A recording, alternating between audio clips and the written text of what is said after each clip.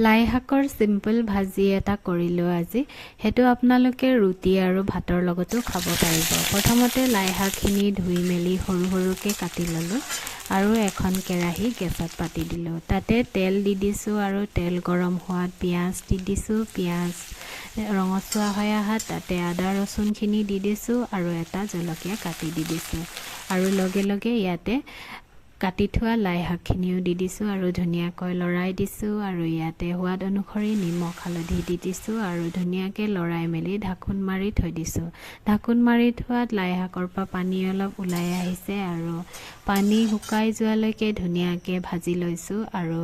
ভাজি ভাজি যেতিয়া পানীখিনি শুকাই গল সেই সময়তে মই কেৰাহীৰ মাজৰ অংশখিনি খালি কৰি তাতে ডিম এটা দি দিছো